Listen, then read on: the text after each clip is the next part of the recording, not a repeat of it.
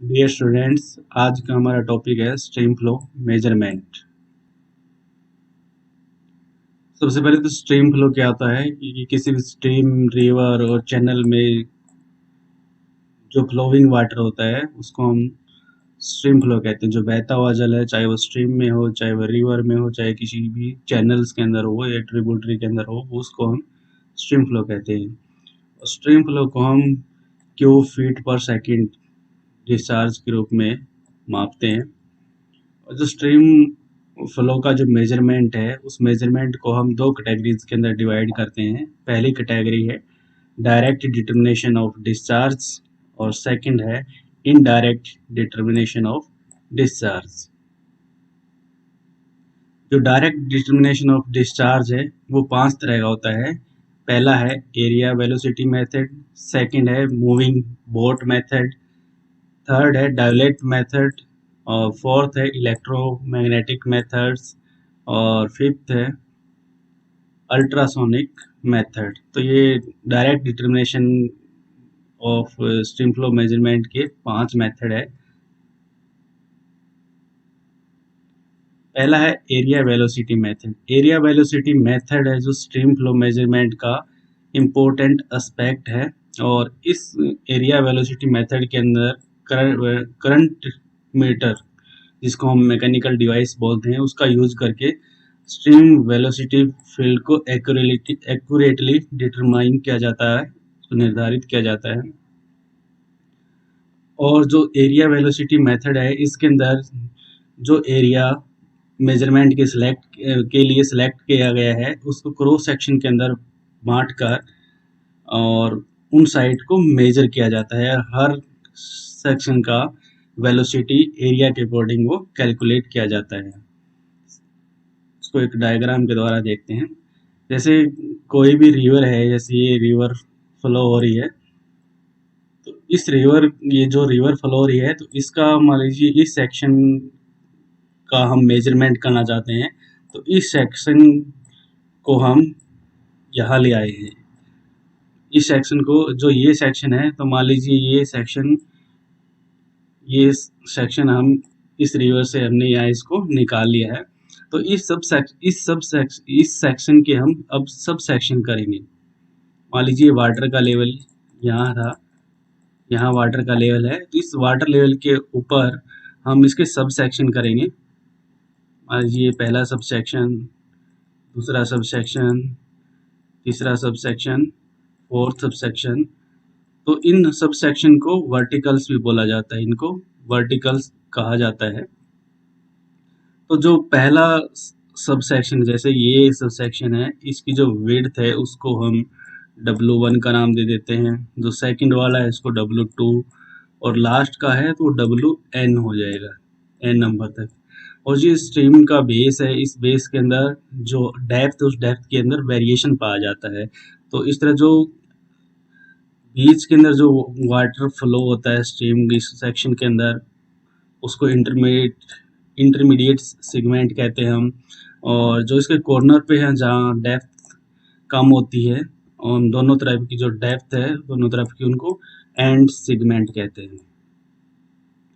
और जो ये हर वर्टिकल के ऊपर, जो ये वर्टिकल के ऊपर ये जो रेड डॉट दिखाई दी है, इसको हम वेलोसिटी कहते हैं। तो हर वर्टिकल्स के अंदर ये वेलोसिटी होती है। जहाँ पर डेप्थ ज़्यादा होती है तो वहाँ पर 2 डॉट्स वेलोसिटी, एवरेज वेलोसिटी की हम इसके अंदर निर्धारित कर लेते हैं। और इसका जो एरिया है, वो एरिया जो क्या है डिस्चार्ज।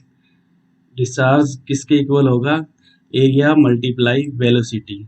तो जैसे W1 का एरिया हमने कलेक्ट करना है, पहला जो सबसेक्शन है, इस सबसेक्शन का जो एरिया कैलकुलेट करना है, तो उस एरिया की कैलकुलेशन के लिए हम क्या करेंगे, हम W बार निकालेंगे। W बार निकालने के लिए क्या करना पड़ेगा, W1 प्लस W2, हर वर्टिकल्स के हम मिड पॉइंट भी निकाल लेते हैं। ये जैसे मिड पॉइंट निकाले हुए हर वर्टिकल्स के मिड पॉइंट भी निकाल लेते हैं, तो WT divided by 2 upon 2WN का होल स्क्वायर 2 हो जाएगा ये। तो ये एक इस सेगमेंट सेक्शन 1 के लिए हो जाएगा। और जो इंटरमीडिएट सेगमेंट है उसके लिए फॉर्मूला होगा WI divided by 2 plus WI plus 1 divided by 2। ये इंटरमीडिएट सेगमेंट का फॉर्मूला होगा। और इसी तरह जो एंड सेगमेंट, दूसरा जो एंड सेगमेंट है उसका फॉर्मूला होगा WN plus WN minus 1 divided by 2 upon 2WN। और ये जो ऊपर वाला है उसका होल स्क्वायर हो जाएगा। तो ये W है विड्थ, जो सेक्शन वाइज ये विड्थ है, ये W1। और यहाँ जो WN है तो ये N नंबर जो कि जो सब सेक्शन है उसका नंबर क्या है ये, और जो लास्ट के जो WN माइनस 1 है और N है उसका हाफ हो जाएगा। और इस तरह ये वेलोसिटी हम हर सेगमेंट की कैलकुलेट करते हैं। W1 विड्थ 1 के अकॉर्डिंग हर सब सेक्शन का हम एरिया और वेलोसिटी निकालते हुए चलते हैं, और टोटल लास्ट में टोटल जो डिस्चार्ज वैल्यू है वो कैलकुलेट कर लेते हैं। हर सेक्शन का जो डिस्चार्ज आता है उस डिस्चार्ज को सम कर लेते हैं, तो वो टोटल डिस्चार्ज निकल कर आ जाता है। अब की जो सबसेक्शन हम करते हैं, सबसेक्शन करने के लिए कुछ बातों का हमें ध्यान रखना पड़ता है कि जो भी क्रॉस सेक्शन हम करते हैं उस किसी भी मेजरमेंट पॉइंट के ऊपर, तो जो क्रॉस सेक्शन होंगे वो वेल डिफाइन होने चाहिए। वेल डिफाइन का मतलब कि जो डिस्टेंस है उनके बीच का वो, या उनकी जो लेंथ है वो इक्वल होनी चाहिए। और जो ये सब सेक्शन हम उस सेक्शन के ऊपर या उस मेजरिंग पॉइंट के ऊपर सब सेक्शन का निर्माण करते हैं तो पूरा साल एसेसिबल होना चाहिए। हमें पूरा साल उस सब सेक्शन के ऊपर पहुंचकर वहां पर रीडिंग कर सकते हैं। ऐसी वो लोकेशन हमें चूज करनी चाहिए। ऐसा ना हो कि फ्लड आ जाए उस एरिया के अंदर, या वाटर या वहां पर पहुंचना मुश्किल हो जाए। हमें ऐसी एरिया का सिलेक्शन नहीं करना है। हमें ऐसे से एरिया का सिलेक्शन करना है कि पूरे साल हम उस साइट के ऊपर पहुंचकर रीडिंग लेस के उस स्ट्रेट और स्टेबल रीच होना चाहिए कि उस गेज तक पहुंचने के लिए, उस क्रॉस सेक्शन पहुंचने के लिए वो आसान और स्थिर तरीका पहुंच उसके तक होनी चाहिए।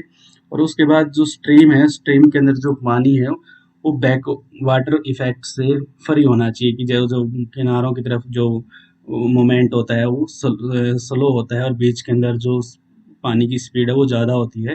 तो जो किनारों का जो वाटर है, बैंक के पास का जो वाटर है वो पीछे मूवमेंट उसका नहीं होना चाहिए, वो पीछे के पानी के इसके अंदर मिलावट नहीं होना चाहिए, तो उस इफेक्ट से वो फ्री होना चाहिए। अब जो ये हमने सेगमेंट निर्धारित किए हैं कि एक सेगमेंट की जो वेलोसिटी है, या जो कितने सेगमेंट होंगे किसी भी सेक्शन के अंदर, या जो डिस्चार्ज है वो हर सेगमेंट के अंदर कितना होना चाहिए, तो उसके लिए भी कुछ गाइडलाइन निर्धारित की गई है। तो पहली गाइडलाइन क्या है कि जो सेगमेंट है वो सेगमेंट टोटल क्रॉस सेक्शन के 15 से 20 सब सेक्शन से ज़्यादा नहीं होने चाहिए। तो मान लीजिए कि जो हमने जो सब सेक्शन लिया है उस सब सेक्शन के अंदर हम ये जो सब सेक्शन करेंगे, जो वर्टिकल बनाएंगे, तो वो वर्टिकल इस पूरे एक सेक्शन के 15 से 20 भाग से ज़्यादा नहीं होने चाहिए। पहली गाइडलाइन यही है। दूसरी गाइडलाइन ये है कि जो डिस्चार्ज रेट होता है वो डिस्चार्ज रेट हर सेगमेंट का वो 10% जो हर सेगमेंट हमने बनाया है, सब सेक्शन जो बनाया है उसके अंदर टोटल डिस्चार्ज का 10% से कम डिस्चार्ज उसके अंदर होना चाहिए। मान लीजिए इस पूरे सेक्शन का डिस्चार्ज मान लेते हैं हम टेस्ट जो 10 क्यूब फीट पर सेकंड है, तो अगर 10 पूरे जो इसका जो सेक्शन का जो डिस्चार्ज रेट है वो 10 है, तो मान लीजिए हमने इसके 10 सब सेक्शन किए, तो हर सेक्शन का जो डिस्चार्ज रेट है वो 1 या 1 से कम होना चाहिए। तो ये सेकंड गाइडलाइन है। थर्ड गाइडलाइन क्या है कि जो वेलोसिटी है हर सेगमेंट की वो नेक्स्ट सेगमेंट से 20% से ज़्यादा नहीं होनी चाहिए। मान लीजिए पहला सेगमेंट हमारा ये है, पहला सेगमेंट की जो वेलोसिटी है वो 5 है, तो जो नेक्स्ट सेगमेंट है, ये जो नेक्स्ट सेगमेंट होगा, इसकी जो वेलोसिटी है ये पहली वाली वेलोसिटी के 20% से ज़्यादा नहीं होनी चाहिए। तो 5 का 20% 1 हो जाता है। तो इसकी जो वेलोसिटी है ये 6 हो सकती है, 6 से ज़्यादा नहीं हो सकती। तो इस तरह ये 3 गाइडलाइन सेगमेंट्स के लिए निर्धारित की गई है। पहला कि जो सेक्शन के सब सेक्शन बनेंगे वो 15 से 20 के बीच में होने चाहिए, उससे ज़्यादा नहीं होने चाहिए। दूसरा है कि जो डिस्चार्ज है हर सेगमेंट का, वो 10 टोटल डिस्चार्ज का है वो 10% से हर सेगमेंट के अंदर, हर सब सेक्शन के अंदर 10% से कम होना चाहिए। और थर्ड है कि जो टोटल वेलोसिटी है एक सेगमेंट की, उस सेगमेंट की वेलोसिटी का नेक्स्ट सेगमेंट की वेलोसिटी के अंदर जो डिफरेंस है वो 20% से ज़्यादा नहीं होना चाहिए। तो ये 3 गाइडलाइंस है। उसके बाद सेकंड मेथड है मूविंग बोट मेथड। जो पहला मेथड था तो उसके अंदर हम एक क्रॉस सेक्शन को निकाल कर उसका वेलोसिटी निकाल कर डिस्चार्ज रेट निकाल रहे थे। इसमें क्या करता है कि हम करते हैं कि जो हमारे पास ये रिवर है, एक रिवर है, ये जो रिवर है, इस रिवर के अंदर जो स्ट्रीम है, स्ट्रीम के अंदर एक मेजरमेंट पॉइंट हम सेलेक्ट कर लेते हैं और वो स्ट्रेट बिल्कुल वर्टिकल वो होना चाहिए। और एक बोट के द्वारा, जैसे यहाँ कोई बोट है, इस बोट के द्वारा हम इस एरिया का डिस्चार्ज रेट, इस पॉइंट का डिस्चार्ज रेट मेजर करते हैं। तो इस एरिया का जो ये बोट है, बोट के अंदर हम करंट मीटर डालते हैं। उस करंट मीटर को हम इस पॉइंट से मूव करते हुए इस पॉइंट तक लेकर आते हैं।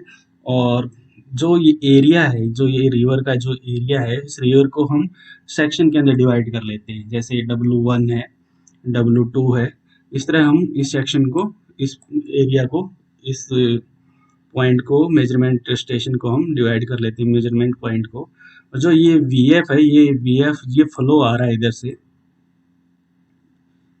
और जो ये VB है, ये VB हमारा बोट का जो वेलोसिटी है उसको शो कर रहा है कि जो बोट है वो इधर जा रही है। तो ये VB बोट की जो वेलोसिटी है उसको शो कर रही है। अगर इसको हम इस डायग्राम के द्वारा देखें, जो VF है, VF तो जो पानी फ्लो करता हुआ इस एरिया के अंदर आ रहा है, ये VF है। और जो ये VB है, ये VB क्या है कि जो ये बोट है, बोट की वेलोसिटी है। पानी इधर आने की कोशिश कर रहा है और बोट इस डायरेक्शन के अंदर जा रही है, जिसकी वजह से एक रिजल्टेंट वेलोसिटी का निर्माण हो जाता है, जो बोट की वेलोसिटी है और जो फ्लो है उसकी वेलोसिटी को प्रभावित करता है। तो इस मूविंग बोट मेथड से हम डिस्चार्ज को कैलकुलेट कैसे करेंगे कि जो y1 है और y2 है कि एक निश्चित समय, जो पहला जो टाइम पॉइंट है हमारा, उस टाइम पॉइंट पे वेलोसिटी क्या है, y1 है। सेकंड टाइम पे वेलोसिटी y2 है। इसको हम एवरेज निकाल लेते हैं, तो डिवाइडेड बाई 2 करेंगे और मल्टीप्लाई विड्थ 1, पहला जो सब सेक्शन है उसका एरिया कितना है और फ्लो जो फ्लो है उसकी वेलोसिटी क्या है, उसको मल्टीप्लाई करके हम डिस्चार्ज मेजर करते हैं, डिस्चार्ज को कैलकुलेट करते हैं। थर्ड मेथड है डायलेट टेक्निक। डायलेट टेक्निक क्या है कि जो स्ट्रीम फ्लो है उसके अंदर हम कोई सोलूबल मटेरियल डालते हैं और उस सोलूबल मटेरियल के द्वारा जो उस पानी के अंदर मिक्स हो जाता है, उसके द्वारा हम फिर स्ट्रीम फ्लो को मेजर करते हैं। इसको हम केमिकल मेथड भी कहते हैं, क्योंकि हम केमिकल्स का पानी के अंदर मिलाते हैं, उसको इंजेक्ट करते हैं। और जो ये डायलेट मेथड है, ये कंटिन्यूटी प्रिंसिपल के ऊपर डिपेंड करता है कि जो भी ट्रेसर हम किसी भी पॉइंट के ऊपर, जो ट्रेसर है जो सोलूबल है, उसको हम किसी भी पानी के अंदर मिलाते हैं तो वो कम्प्लीटली फ्लो के साथ वो मिक्स हो जाना चाहिए। तो ऐसे कंटिन्यूटी प्रिंसिपल के ऊपर ये डायलेट टेक्निक डिपेंड करती है। और एक ट्रेसर को घुलने में 40 किलोमीटर लेंथ की और 750 क्यूसिक वाटर की आवश्यकता होती है। और जो डायलेट टेक्निक मेथड है उसके द्वारा स्ट्रीम फ्लो मेजरमेंट को हम 2 तरीकों से मापते हैं। पहला है सडन इंजेक्शन मेथड और सेकंड है कांस्टेंट रेट इंजेक्शन मेथड। और जो डायलेशन टेक्निक मेथड है ये स्टेडी फ्लो के ऊपर ही काम करता है। अगर स्टेडी फ्लो होगा किसी भी स्ट्रीम के अंदर तो डायलेशन टेक्निक मेथड है ये ज़्यादा प्रभावशाली होता है। स्टेडी मेथड क्या होता है कि जो वेलोसिटी होती है पानी की वो एक जैसी रहनी चाहिए, उस वेलोसिटी के अंदर कोई भी परिवर्तन नहीं आना चाहिए, उसको हम स्टेडी फ्लो कहते हैं। अगर इस फ्लो के अंदर जो वेलोसिटी है उसके अंदर चेंज आ जाता है तो जो इक्वेशंस है डायलेट टेक्निक से स्ट्रीम फ्लो को मेजरमेंट करने की, तो उसके अंदर चेंज आ जाता है, एरर आ जाता है। जो ट्रेसर हम पानी के अंदर यूज करते हैं वो तीन तरह के होते हैं। एक होते हैं केमिकल्स, जिसमें सोडियम क्लोराइड, सोडियम डाइक्रोमेट, या फिर फ्लोरोसेंट डाइज होती है, जैसे रोडोमाइंस, वीटी, स्लेफोरोडोमाइंस, ये डाइज है। ये इनके अलावा रेडियो एक्टिव मटेरियल्स भी होते हैं, जैसे ब्रोमीन 82, सोडियम 24, आयोडाइन 132। तो ये कुछ ट्रेसर्स हैं जो हम पानी के अंदर इंजेक्ट करते हैं। और जो ट्रेसर होते हैं, ये जो ट्रेसर हमने बताए हैं, इनकी कुछ प्रॉपर्टीज होती है। वो प्रॉपर्टीज क्या होगी कि वो नॉन टॉक्सिक होनी चाहिए, क्योंकि अगर हम इनको पानी के अंदर मिक्स करते हैं तो मिक्स करने की वजह से जो अगर टॉक्सिक होंगे तो वो नुकसानदायक होंगे। इसलिए जो वो ट्रेसर हम यूज करते हैं वो नॉन टॉक्सिक होने चाहिए, ज़्यादा एक्सपेंसिव कीमती नहीं होनी चाहिए वो, और वो छोटे से छोटे पॉइंट के ऊपर भी उनको जो बहुत ज़्यादा उनकी जो थोड़ी सी कंसंट्रेशन होती है वो एक छोटे से पॉइंट के ऊपर भी मेजरमेंट करने की या डिटेक्ट होने की जो कैपेबिलिटी है वो उनके अंदर होनी चाहिए।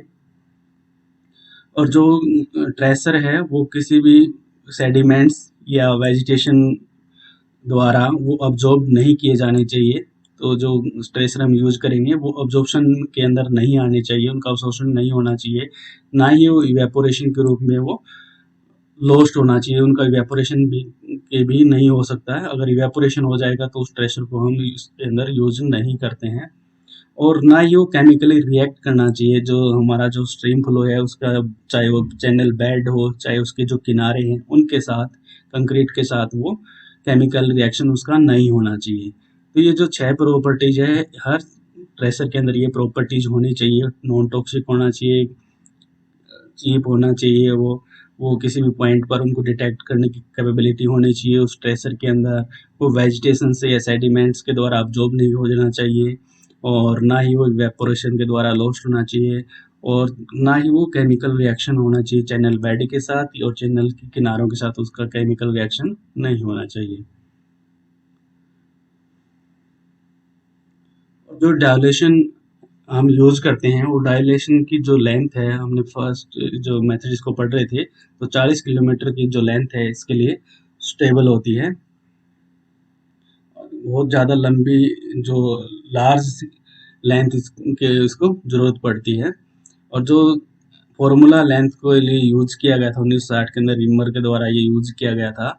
एल जो लेंथ होगी, वो लेंथ क्या होगी, L equal to 0.13 B two C multiply 0.7 C plus 2 multiply G1 divided by 2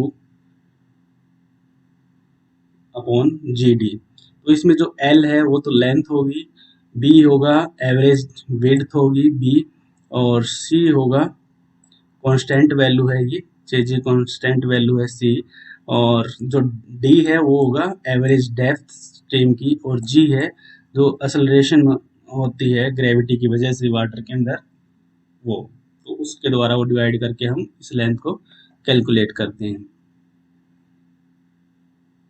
तो ये दो तरह के मेथड है डायल्यूशन मेथड। एक तो है sudden injection method. Sudden injection method में क्या होता है कि जो ये रिवर हमारे पास फ्लो कर रही है, और ये इस इधर से इसके अंदर फ्लो होता आ रहा है, और हम इस पॉइंट के ऊपर वो जो केमिकल्स है, रेडियो एक्टिव ट्रेसर है या डाई है, वो इस पॉइंट के ऊपर इंजेक्ट कर रहे हैं, और वो कंसंट्रेशन के साथ हम उसको इंजेक्ट कर रहे हैं। और वो जो कुछ ट्रेसर जो हम डाल रहे हैं उसके जो कंसंट्रेशन है, पहले से पानी के अंदर भी कंसंट्रेशन होती है, तो जो पहले से कंसंट्रेशन पानी के अंदर अवेलेबल होती है उसको हम C0 बोलते हैं। और जो हम उस डायलेशन टेक्निक वो ट्रेसर इंजेक्ट कर रहे हैं तो उस कंसंट्रेशन उसकी C1 हो जाती है। और किस समय हम डाल रहे हैं उस समय ये जब इंजेक्ट कर रहे हैं उसको, तो वो टाइम क्या होता है, वो T1 टाइम होता है। तो इसको हम एक ग्राफ के द्वारा समझते हैं कि जब T1 टाइम होता है तो T1 टाइम के अंदर जो C1 पहले से उसके रेडियो एक्टिव ट्रेसर का कुछ मात्रा पानी के अंदर होती है, और तो हम क्या करते हैं कि V1 की जो वेलोसिटी 1 है उसके ऊपर C1 इंजेक्ट और ट्रेसर वो डाल देते हैं। तो जब वो C1 को डाल देते हैं तो यहाँ से जो सी नोट जो पहले से कंसंट्रेशन पानी के अंदर था, तो इस पॉइंट पर आकर T2 पॉइंट पर आकर ये कंसंट्रेशन बढ़ जाती है, कंसंट्रेशन C2 हो जाती है। तो ये कंसंट्रेशन T2 पे बढ़ जाती है। तो इस के द्वारा जो हम डिस्चार्ज का मेजरमेंट करते हैं वो करते हैं Q1 मल्टीप्लाई C1 क्या होगा कि जो जिस कंसंट्रेशन के साथ हमने ट्रेसर को इंजेक्ट किया था, C2 की जो T2 टाइम पे जो टोटल कंसंट्रेशन बढ़ जाती है वो C2, और divided by C2 total concentration minus CO means कि पहले से जो पानी के अंदर कंसंट्रेशन है ट्रेसर का, वो उस C2 के अंदर से माइनस करके हम डिस्चार्ज को कैलकुलेट करते हैं।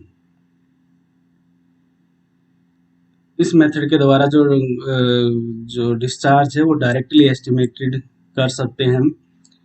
और ये इस तरह का जो डायलेशन मेथड है वो स्मॉल स्ट्रीम्स के लिए बहुत ज़्यादा यूज होने वाला मेथड है। माउंटेनियस रिवर के अंदर इसको यूज किया जाता है। तो ये सडन इंजेक्शन मेथड है। सेकेंड है constant rate injection method. Constant rate injection method में क्या होगा कि जैसे ये रिवर फ्लो होती आ रही है, इस रिवर फ्लो के अंदर हम कॉन्स्टेंटली, जैसे ये एक छोटा सा चैनल है, इस छोटे से चैनल से हम सोलुबल ट्रेशर को इस पानी के अंदर इंजेक्ट करवा रहे हैं, तो ये भी पानी की वेलोसिटी के साथ मिल जाता है। तो क्या वो है फ्लो, सी ओ क्या है कि पहले से इस पानी के अंदर ट्रेशर की मात्रा अवेलेबल है। तो Q1 और C1 क्या हो जाएगा, उस Q1 की जो चैनल 1 है इसके अंदर हम किसी कंसंट्रेशन के साथ C1 कंसंट्रेशन के साथ वो ट्रेशर इसके अंदर मिक्स कर रहे हैं। तो ये वही है सी T2 पे आकर इसकी कंसंट्रेशन है वो C2 हो जाती है। तो इसमें कांस्टेंट रेट से हम सोलुबल को इंजेक्ट करते रहते हैं। तो इस ग्राफ के द्वारा समझते हैं कि टी टाइम है, ये टाइम 1 के दौरान जो Q1 है हमारा, Q की जो सी नोट है, सी नोट पहले से पानी के अंदर जो ट्रेसर की मात्रा है वो सी नोट होती है, और धीरे धीरे जब हम C1 उसके अंदर कॉन्स्टेंटली उसके अंदर मिक्सअप कर रहे हैं, डाल रहे इंजेक्ट कर रहे हैं, तो T2 पे आकर वो C2 हो जाती है। तो इसको हम कैसे कैलकुलेट करेंगे, क्या जो फ्लो वेलोसिटी है वाटर की, CO जो पहले से उसके अंदर इस पॉइंट के ऊपर जो मेजरमेंट होगी वो होगी क्या फ्लो है, CO पहले से जो पानी के अंदर ट्रेसर की मात्रा अवेलेबल है, प्लस हम इस पॉइंट पे क्या प्लस कर रहे हो, क्या वन जो चैनल आ रहा है उसमें फ्लो कितना है, और उसके साथ जो कंसंट्रेशन है C1 के साथ जो कंसंट्रेशन कर रहे हैं हम, जो सोलुबल रेडियो एक्टिव पदार्थ डाल रहे हैं वो, तो इस पॉइंट के ऊपर हम ये चीज कर रहे हैं। तो इस पॉइंट पे क्या हो जाएगा,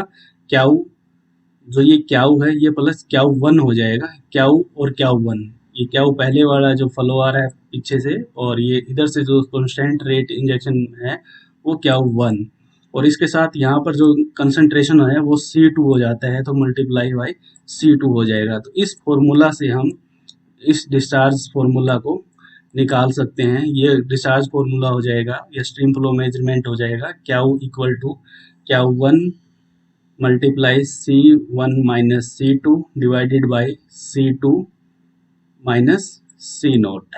तो ये कांस्टेंट रेट इंजेक्शन मेथड हो जाएगा।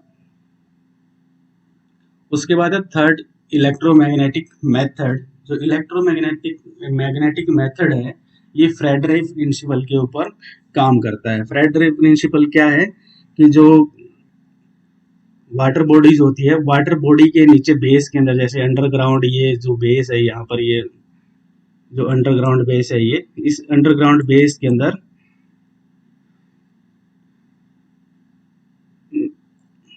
करंट्स की वो वायर्स है वो बिछा दी जाती है, और उसके ऊपर जो कंडक्टर है, इस कंडक्टर के ऊपर अगर करंट है वो करंट के ऊपर कंडक्टर इसके ऊपर से मूव करेगा तो वो ईएमएफ को जनरेट करता है। ईएमएफ क्या होता है? इलेक्ट्रो मूविंग फोर्स, या उसको हम वोल्ट कह सकते हैं। कि वो जैसे इस करंट के ऊपर से ये वाटर फ्लो करेगा, क्योंकि वाटर है वो बिजली का सुचालक होता है, तो जो ये कंडक्टर के रूप में वाटर इसके करंट के ऊपर फ्लो करेगा तो वो वोल्ट को जनरेट करता है। और ये जो मेथड है एक एक्सपेंसिव मेथड है, और इस मेथड के अंदर जो हम जो करंट्स बिछा रहे हैं उसके लिए एक्सपर्ट आदमी की आवश्यकता होगी। और इस मेथड को बार बार ऑब्जर्वेशन की जरूरत पड़ती है, क्योंकि हम करंट का यूज कर रहे हैं, तो बार बार इस मेथड की लगातार ऑब्जर्वेशन की जरूरत पड़ती है। तो जैसे हमारे पास ये स्ट्रीम है, इस स्ट्रीम के अंदर ये करंट्स की वायर यहाँ पर बिछा दी गई है। ऐसे ये करंट की वायर है, कॉइल है। इन कॉइल्स के अंदर जो अंडरग्राउंड ये कॉइल्स बिछा दी गई करंट्स की। यहाँ पर इलेक्ट्रोड है जो इस करंट को मापते हैं, और इसके अंदर करंट छोड़ दिया जाता है। और जब इस अंडरग्राउंड केबल कॉइल्स के ऊपर जब ये वाटर मूव करता है, तो वाटर कुछ ईएमएफ है, वोल्ट है, उसको प्रोड्यूस करता है। जितना ज़्यादा स्ट्रीम फ्लो तेज होगा उतनी ही वोल्टेज है वो ज़्यादा जनरेट होगी। तो इस तरह भी इलेक्ट्रोमैग्नेटिक मेथड से हम स्ट्रीम फ्लो को मेजर करते हैं। और इसका फॉर्मूला क्या हो जाएगा? Discharge equal to K1 multiply ED divided by I plus K2 की पावर ऑफ N। तो इसमें जो क्याऊ है वो डिस्चार्ज है, E है, जो ये E है वो इलेक्ट्रिकल रीडिंग है, जो जब ये कॉइल के ऊपर से जो कंडक्टर के रूप में पानी में पास होता है, इससे जो इलेक्ट्रिकल रीडिंग आती है वो E है। I है करंट जो इसके अंदर अवेलेबल कॉइल के अंदर। K है ये कांस्टेंट वैल्यू है, और जो D है ये डेप्थ ऑफ फ्लो है। तो इस फॉर्मूला के द्वारा फिर हम इलेक्ट्रोमैग्नेटिक मेथड द्वारा स्ट्रीम फ्लो को मेजर करते हैं, डिस्चार्ज को मेजर करते हैं। उसके बाद फोर्थ है अल्ट्रासोनिक मेथड। जो अल्ट्रासोनिक मेथड है, इसके अंदर जो ये रिवर है इसके ऊपर दो पॉइंट्स के ऊपर हम ट्रांसड्यूसर लगा देते हैं। जो ट्रांसड्यूसर लगा रखे हैं, एक अप साइड के अंदर, एक डाउन साइड के अंदर, ये ट्रांसड्यूसर लगा देते हैं। तो फर्स्ट ट्रांसड्यूसर से जो अल्ट्रासोनिक वेव्स है, साउंड्स है, वो पॉइंट 1 की तरफ भेजी जाती है। फिर पॉइंट 1 से वापस ट्रांसड्यूसर बी की तरफ भेजी जाती है। मान लीजिए ये बी है ट्रांसड्यूसर और ये ए ट्रांसड्यूसर है, तो पहले बी से ए की तरफ भेजते हैं और फिर बी से ए से बी की तरफ भेजा जाता है। तो इसके अंदर जो पहला जब ए के पास आती है अल्ट्रासोनिक वे, तो उसका फॉर्मूला होगा T1 की कितने समय के अंदर वो आ रही है, तो टोटल समय जो लगेगा बी से ए कर पहुंचने के अंदर, तो वो T1 होगा। L क्या होगा कि जो स्ट्रीम की जो लेंथ है, जो ये टोटल लेंथ है, ये स्ट्रीम की लेंथ हो जाएगी, divided by C velocity, plus कि जो वेलोसिटी जो साउंड वे आ रही है ये फ्लो के साथ साथ इस डायरेक्शन के अंदर आ रही है, तो ये इसके अंदर बढ़ जाएगी। ये velocity of VP, velocity of जो साउंड है वो उनकी इसके अंदर ये बढ़ जाती है। उसके बाद जो टी टाइम है, टी टाइम क्या होगा? टी टाइम के अंदर जो वेलोसिटी है वो अपोजिट डायरेक्शन के अंदर जा रही है, तो लेंथ तो सेम रहेगी, वो सी माइनस वीपी हो जाएगा। तो इस तरह हम अल्ट्रासोनिक मेथड से इस स्ट्रीम फ्लो को मापते हैं। तो जो ये अल्ट्रासोनिक मेथड है, तो जो अल्ट्रासोनिक मेथड है, इसके अंदर एवरेज वेलोसिटी को अल्ट्रासोनिक सिग्नल के द्वारा मापा जाता है। और ये स्विंगल ने 1955 के अंदर इस फॉर्मूले को इजाद किया था। इसके कुछ एडवांटेज भी है अल्ट्रासोनिक सिस्टम के। तो ये इसके द्वारा हम रैपिड और हाई एक्यूरेसी के साथ स्ट्रीम फ्लो को मेजर कर सकते हैं। रैपिड तेजी से हम इसको कर सकते हैं ऑटोमेटिकली, इसमें ज़्यादा टाइम नहीं लगता है। ऑटोमेटिक रिकॉर्डिंग ऑफ डाटा होती है इसके अंदर। और जब जो रिवर फ्लो के अंदर अगर रैपिड चेंज आ रहा है, स्टेडी फ्लो की बजाय अनस्टेडी फ्लो हो जाता है, तब भी हम जो डिस्चार्ज रेट है उसको मेजर कर सकते हैं, या जब टाइडल सिचुएशन होती है, टाइडल रिवर होती है, उनके अंदर अल्ट्रासोनिक मेथड के द्वारा स्ट्रीम फ्लो मेजर कर सकते हैं। और जो अल्ट्रासोनिक इंस्टॉलेशन की जो कॉस्ट है वो साइज के जो रिवर का साइज है उसके डिपेंड करती है। रिवर के साइज अगर बड़ा होगा तो इंस्टॉलेशन की कॉस्ट है अल्ट्रासोनिक मेथड की वो ज़्यादा होगी।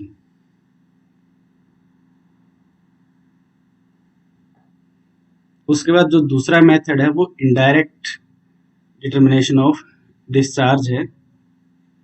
जो इनडायरेक्ट डिटर्मिनेशन ऑफ डिस्चार्ज है, इसमें जो फ्लो डिस्चार्ज है और जो डेप्थ है उसके बीच रिलेशनशिप को दर्शाया जाता है। और जो इनडायरेक्ट डिटर्मिनेशन ऑफ डिस्चार्ज है उसके अंदर दो तरह के मेथड्स यूज होते हैं। पहला है फ्लो मेजरिंग स्ट्रक्चर और दूसरा है स्लोप एरिया मेथड। और जो इनडायरेक्ट डिटर्मिनेशन ऑफ डिस्चार्ज है ये मैनिंग फार्मूला का यूज करके डिस्चार्ज को कैलकुलेट किया जाता है, मेजर किया जाता है, जो स्ट्रीम की डेप्थ से संबंधित होता है। दो स्थानों पर वाटर सरफेस का एलिवेशन जानने के लिए हमें डिस्चार्ज का एस्टिमेशन करने की रिक्वायरमेंट पड़ती है, जरूरत पड़ती है।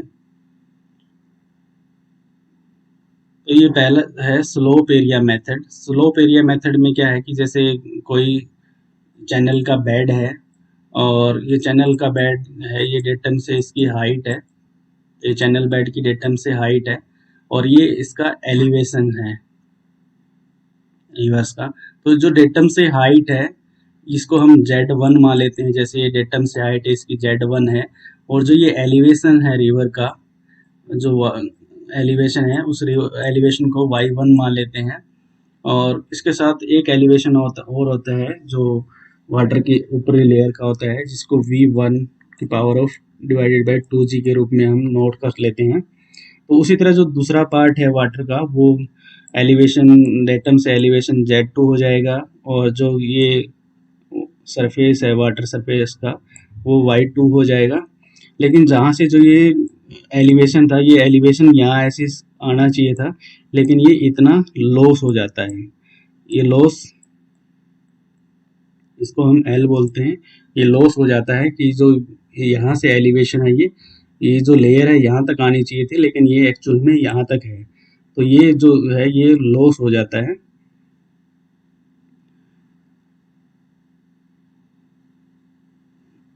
और इस लॉस को हम दो भाग में बांट सकते हैं। एक तो होता है HF और एक होता है HE। एक तो HF होगा और एक HE होगा। इस HF जो लॉस है ये लॉस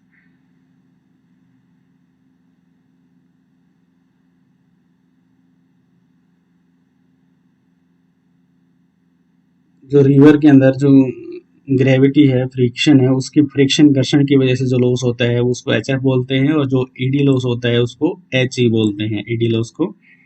और इसको कैलकुलेट करने का तरीका क्या होगा कि जो पहला जो Z1 है, Z1 plus Y1 plus V1 divided by 2G। और जो दूसरा है, दूसरा साइड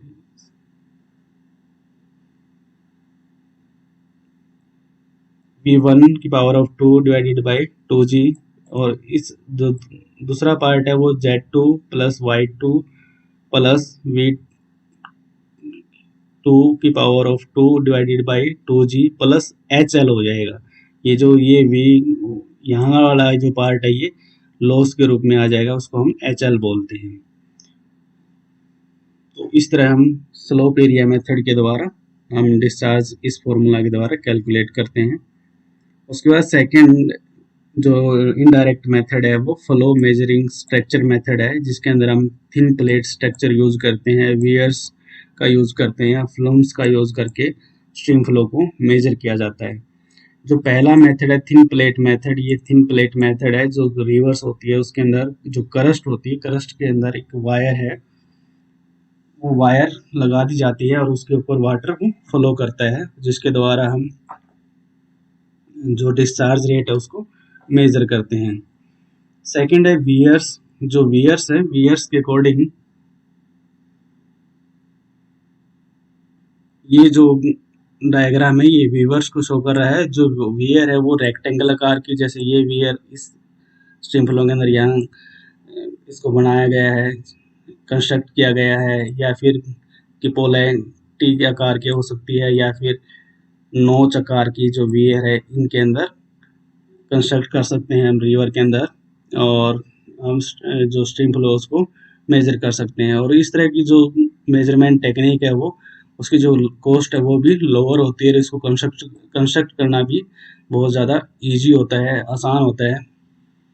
और जो वियर है ये ओपन चैनल के अंदर इजीली इंस्टॉल हो जाते हैं, और और, और जो एक्यूरेसी है वो भी एक्यूरेसी के द्वारा ये डाटा स्ट्रीम फ्लोज को मेजर करते हैं। उसके बाद जो थर्ड है फ्लूम्स है, वो फ्लूम्स से हम जो हाइड्रोलिक स्ट्रक्चर है वो स्ट्रीम के अंदर या चैनल के अंदर कंस्ट्रक्ट कर देते हैं। जो फ्लूम्स का निर्माण किया जाता है, जैसे ये फ्लूम्स का निर्माण किया जाता है, यहीं पर जो यूनिट्स है वो लिख दी जाती है, और वो इस स्ट्रीम फ्लो को मेजर करता रहता है। तो ये फ्लूम्स के द्वारा स्ट्रीम फ्लो या डिस्चार्ज को मेजर कर रहे हैं। इसके बाद एक रिमोट सेंसिंग के रूप में भी जो नई टेक्नोलॉजी ऊपर करा रही है, जो वाटर डिस्चार्ज या स्ट्रीम फ्लो मेजरमेंट को मेजरमेंट करने के लिए बहुत यूज की जा रही है, जिसको नॉन कॉन्टैक्ट मेथड बोलते हैं। नॉन कॉन्टैक्ट मेथड बगैर किसी भी ऑब्जेक्ट के संपर्क में आए उसके बारे में इंफॉर्मेशन प्राप्त कर लेते हैं, तो वो रिमोट सेंसिंग मेथड कहलाता है, जिसके अंदर हम सरफेस वेलोसिटी रडार यूज कर सकते हैं, या फिर अकोस्टिक डोपलर करंट प्रोफाइल का यूज करके जो स्ट्रीम फ्लो है उसको मेजर किया जाता है। डोपलर फ्लो क्या होता है? ये डोपलर साउंड वेव्स होती है। साउंड वेव्स जैसे जैसे जैसे हम ट्रेन हमारे नज़दीक आती है, और ट्रेन जैसे नज़दीक आती है, जो उसका जो हॉर्न का जो साउंड है उसकी वेलोसिटी बहुत ज़्यादा होती है, लेकिन जैसे जैसे वो हमसे दूर जाती है और उसका जो हॉर्न है, उसके हॉर्न की जो वेलोसिटी है वो लगातार कम होती चली जाती है। उसी तरह ये रिमोट सेंसिंग के अंदर सरफेस वेलोसिटी रडार के द्वारा या अकोस्टिक डोपलर करंट प्रोफाइल के द्वारा स्ट्रीम फ्लो को मेजर किया जाता है। जो एडीसीपी है, एडीसीपी क्या है? अकोस्टिक डोपलर करंट प्रोफाइलर है। डोपलर इफेक्ट के द्वारा ये जो स्ट्रीम फ्लो को मेजर करता है। इसके अंदर एक साउंड सिग्नल को, साउंड पल्स को पानी के अंदर भेजा जाता है, और उसकी जो फ्रीक्वेंसी है, फ्रीक्वेंसी के अंदर क्या चेंज आता है, उस फ्रीक्वेंसी की चेंज को जब वो वापस आती है डीसीपी के पास, अगर उसकी फ्रीक्वेंसी में चेंज आता है, उस फ्रीक्वेंसी चेंज को मेजर किया जाता है।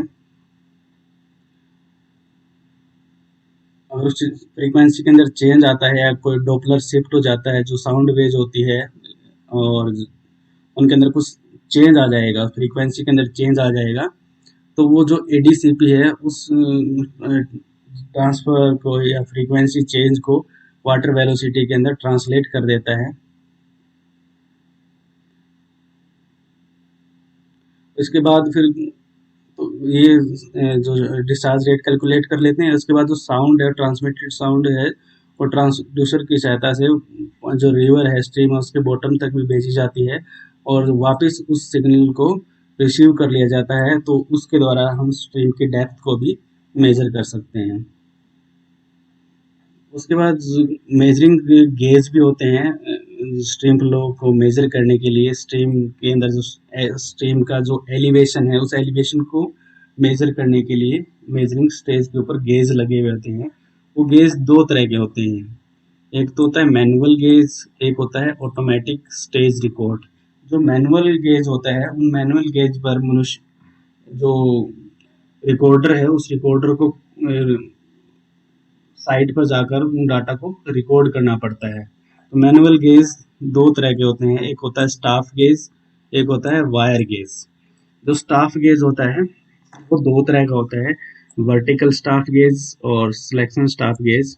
जो वर्टिकल स्टाफ गेज है उसके अंदर जो एक डायरेक्ट स्ट्रेट पाथ होता है, जिसके ऊपर जाकर एक जो स्टाफ गेज के ऊपर जो यूनिट अंकित होती है, यूनिट को रिवर की बॉटम तक डाला जाता है, और उसके द्वारा जो यूनिट जहाँ पर वो वाटर सरफेस टच किया है उसके द्वारा स्ट्रीम फ्लो का जो एलिवेशन है उसको मेजर किया जाता है। सेकंड है section staff gauge. Section staff के अंदर क्या है कि हम मल्टीपल गेज का यूज करते हैं, और जहाँ से एलिवेशन हम यूज कर रहे हैं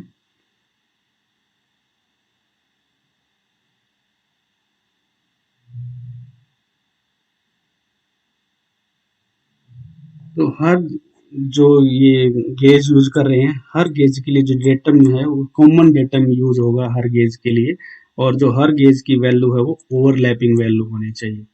ये इनकी कंडीशन है सेक्शन स्टाफ गेज की। हर पॉइंट के ऊपर ये है स्टाफ गेज की तरह, लेकिन इसके अंदर अलग अलग लोकेशन के ऊपर वो multi gauge staff gauge use करके एलिवेशन को मेजर किया जाता है, लेकिन वो ओवरलैपिंग होना चाहिए और हर रेन गेज का जो डेटम है वो इक्वल होना चाहिए।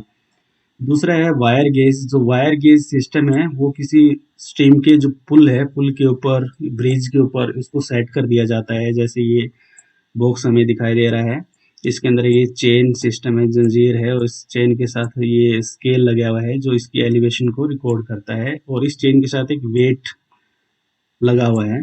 जब इस वेट को अगर हम स्ट्रीम की जो एलिवेशन को मेजर करना है तो इस वेट को नीचे, चेन को नीचे डाला जाता है, और जो पानी का वाटर स्पेस का ऊपरी लेवल है वहां तक इसको ले जाया जाता है। तो इसके दो तरीके हो सकते हैं कि जब पहले पुल का निर्माण किया था तो उस पुल के निर्माण से, चैनल के बेड से, और जो पुल की जो हाइट है उसको मेजर कर लिया जाता है।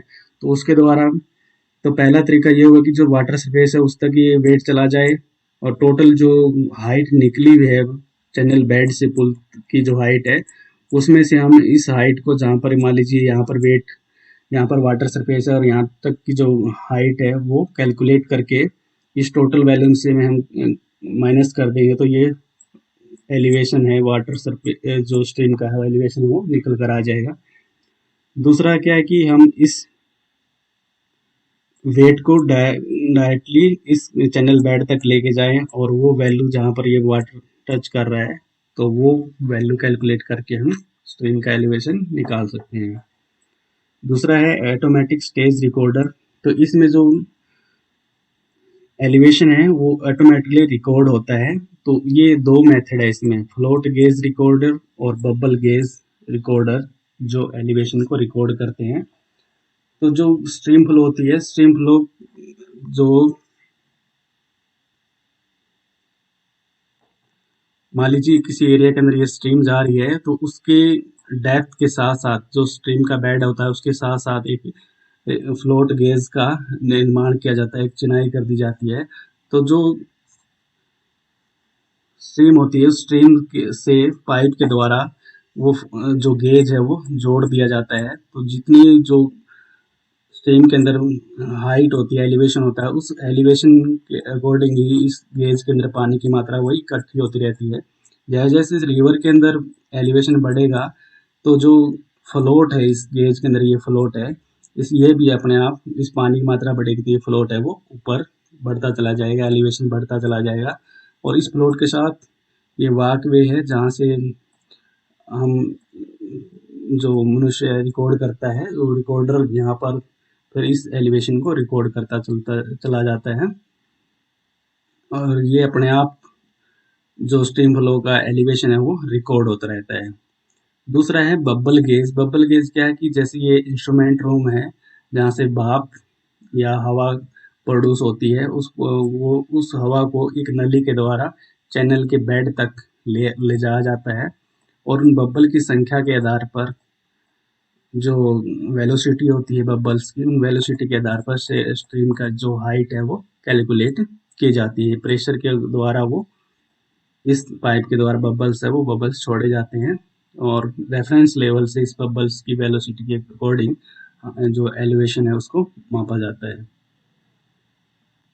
उसके बाद importance of stream flow measurement. Stream flow measurement की क्या इम्पोर्टेंस है कि इसके द्वारा जो हम लॉन्ग टर्म, लंबे समय के अंदर जो पानी का क्या ट्रेंड है रहेगा किसी भी बेसिन के अंदर, हम उसको कैलकुलेट कर सकते हैं। सेडिमेंट डिस्चार्ज निकाल सकते हैं स्ट्रीम फ्लो के अंदर, जो स्ट्रीम है उनकी बैंक्स को कंस्ट्रक्ट करने के लिए, उनको डिजाइन करने के लिए हमें स्ट्रीम फ्लो मेजरमेंट की ज़रूरत पड़ती है।